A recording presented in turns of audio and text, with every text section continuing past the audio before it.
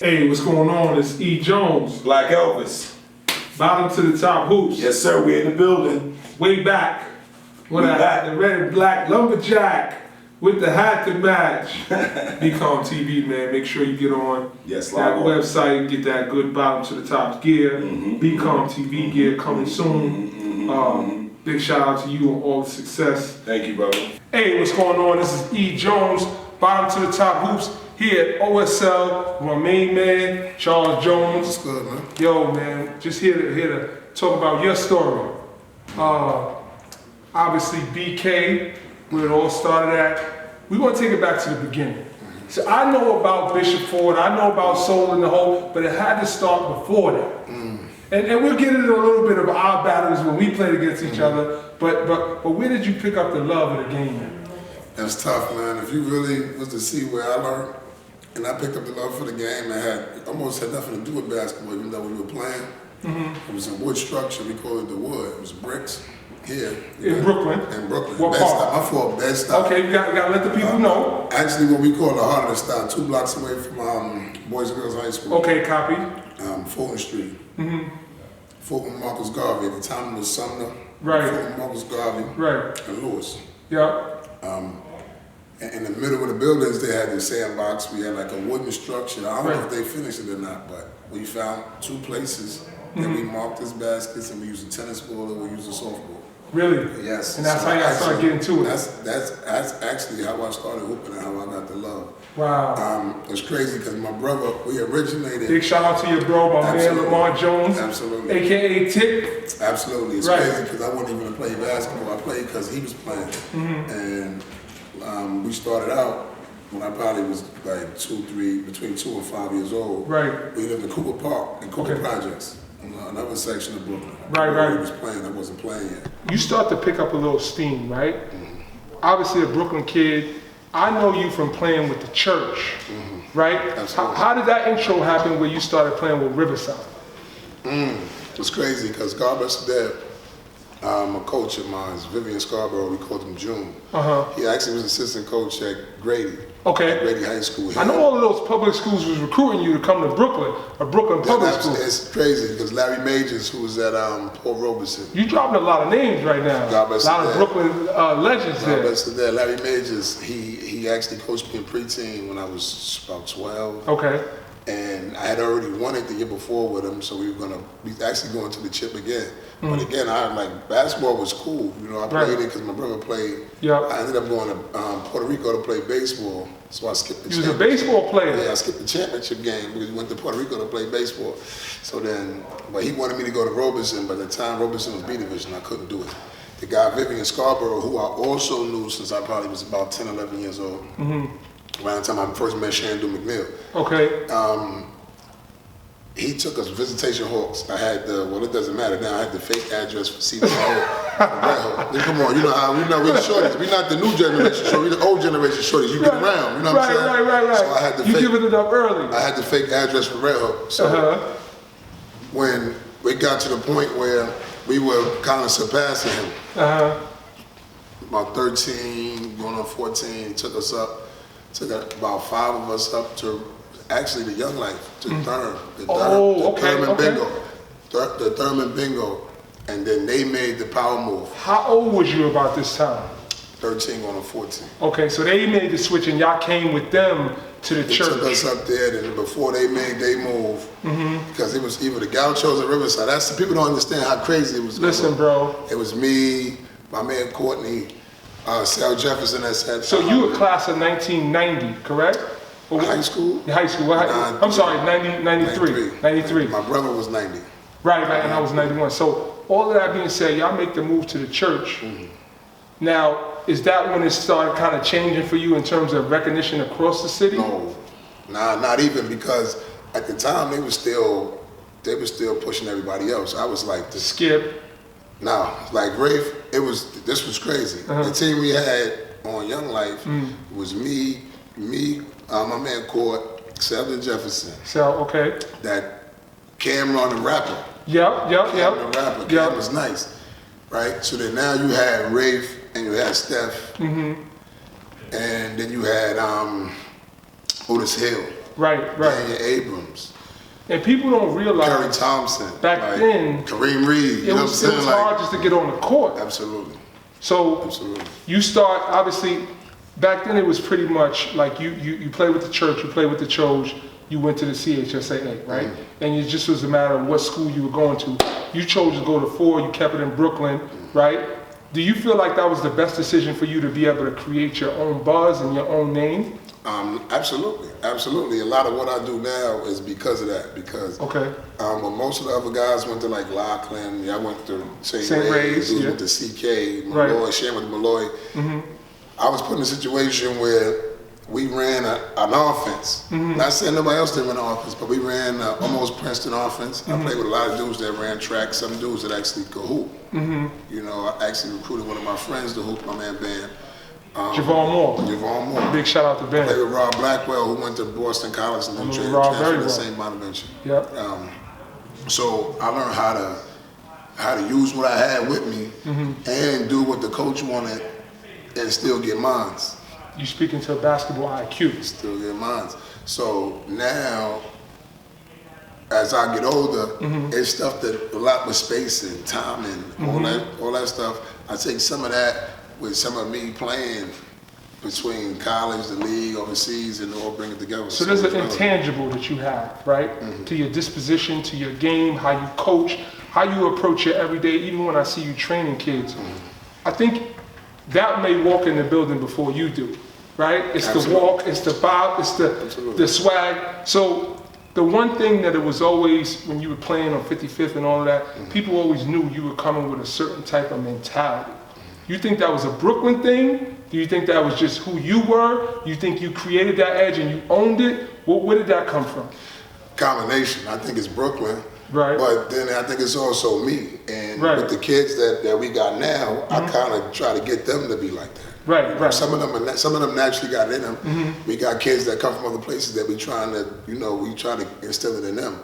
But you got to remember, growing up, we didn't have, like these dudes got the phones, they got all these other distractions. You come outside, it might be one dude with a basketball. And so everybody got a hoop. So you can't go to the park and get your own shots. As soon as somebody hit a basketball, people is coming from all over. It might be dude with a pack in his pocket, hooping too. I mean, so you had to, like, we was playing, what for y'all was 21, we was playing Utah. Right. And we played elimination. So it'd be 20 dudes on the court, and you got to get to a 75 before somebody get to 200. And that's what it was. And that's when you're supposed to be having fun. So fast forward, you get to a point where obviously you killing that board, you got an opportunity to choose from a bunch of schools. Why Rutgers? You know what's crazy? It's crazy that you say that. I should have had the opportunity to pick between schools, but me and my coach had a rocky relationship because a lot of people don't know I was probably one of the, if not the smartest kid in the school. So even though I came from the hood and I had that with me, that a lot of stuff that we did, I questioned a lot. Like, you want to run this play. That's how we took it. But at the end of the day, with the assistant coaches, they know what I was saying is right. All right, you want to run X, right? All right, cool. We ran X the last 2 times. If this don't work, what we gonna do? What's the next move? So should I do this? And then, like, it's almost you ahead of him. So in a sense, because of who he is and how they want us to be. Some people want you to straight bow down. I don't do that. With the kids I deal with, I try to inspire thinking. So I ask them questions like, yo, hold up, don't you know? What was you supposed to do? Right. What did you see? So then it's a little different. So even though I'm yelling at them for something that they know they got in them. You trying to bring it out. He didn't, like, at the point in time, nothing against him, because at the same point in time, it taught me how I need to go about helping kids develop. Because still a lesson in it. Yeah, because you got all these other dudes just doing it because you told them to do it. So when that don't work, they don't know what to do. They have no idea what to do. You know what I mean? So then you can't stand on your own. If everything you do is straight listening and you have no ideas, there's no creativity, there's no nothing. What happens when it goes wrong? I tell people all the time there's a big difference between education and knowledge. Right? Education is what they teach you to remember. Absolutely. Knowledge is what you go and seek on your own. So to that point, you go and you choose Rutgers, right? You're killing first 2 years. You, Wally Dixon. Did you play with Damon Santiago too? Absolutely. Oh man, Damon Santiago. That was in the Big East at the time. Man Deuce. Damon Santiago is the reason Him and Jamal Phillips. Right. The reason why. Yeah, And my man Wiley Dixon, main event. Yeah. One of the dudes that started and1. Right. It was crazy because I went to visit Xavier first. Okay. Right? And they got a guy to Hill. The Hill ended up being an NBA trainer. I'm on there. And for certain things, I'm not sure how the situations go now, so I sort of I don't want to say. But the visit went well. Right. I was with, it's crazy because everybody on my visit, 4 of them guys went pro. Right. 4 of these guys ended up pro out of Xavier. The point guard that was there when I went on my visit. Was Sherwin there? No. Okay. They were looking at Sherwin. Okay. They were looking at Sherwin, but I went on a visit. It's crazy because I went on a visit first. I want to say first. I'm not sure when they went to visit, but I went on my visit. That's my first visit. And the point guard that was there immediately transferred the week after my visit. So while I'm at Rutgers, they're calling, we didn't have cell phones, so they were trying to call my mom, so I would call them kind of places to get in contact with me, but I'm on my visit at Rutgers now. Now I'm at Rutgers, and I'm with the homies. I knew Jamal Phillips since I was about 10, 11. It's familiar to you. And then Deuce, he from New York. I knew who Deuce was. Gauchos, Riverside. Gauchos, And then not only that, then we had my man Rich Ashmead, who I knew of from Just high spoke to school Rich basketball. last week out in Who I Phoenix. knew of from high school basketball. So Right, now he it's played Holy Cross. so now you know how you start thinking, hold up. Yeah. We gonna cook out and here, we yeah. having fun. I naturally gravitated to them because it was the city. You know how when you're from the city and you go other places. Yeah. I know especially Brooklyn. Love. And the Brooklyn, I get in Bronx this too. You go other places, you just don't naturally just gravitate. You're gonna naturally do what you do. Yeah. But you're not just gonna be cool with everybody. Everybody, we ain't just naturally cool. It's like, hold on, who that? Until you How you know him? Yeah, right. How you know him? But you get somewhere and you know people, you like, yo, what up? You Yeah, going yeah. over here? So it's a whole different type of vibe. And at Rutgers, we had Mike Moses, who was a former play at St. John's with Chris Mullin. Yeah, for Not only that, he played Riverside. Oh yeah. Played Riverside. Good dude. The same thing. Same time he spoke my language. Other dudes was speaking the language too, but he spoke. We know about that language. He spoke my language. So look, you get an opportunity to cook at Rutgers, and I hear you tell the story a lot about how you obviously were doing well, kind of on the ascend to your professional career. Even when I committed, actually signed to go to Rutgers, then came in, we played at St. John's, played against Zenda Hampton. I was in high school. Okay.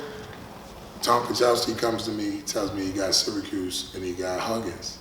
So when I go on 2 trips with Riverside, Huggins is at both stops. Right. Huggins at both stops. At this time, he's at West Virginia. Yes. No, Cincinnati. Okay. Huggins at both stops. So, you can't recruit, but Yeah. it is what it is. So we ended up playing them while I was at Rutgers. We played Cincinnati twice. One time was a Bearcat Classic. So, I'm doing my thing, whatever. So, but it's still cordial. We cool, we conversate, it's love. And then the thing was the president of the school actually played against Dana Dingle,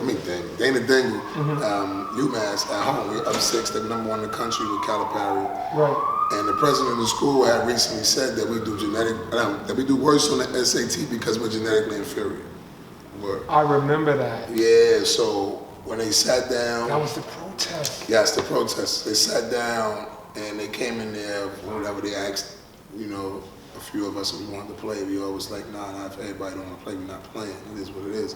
And that probably was, for them, the wrong answer. But I had a meeting. We had practice the next day.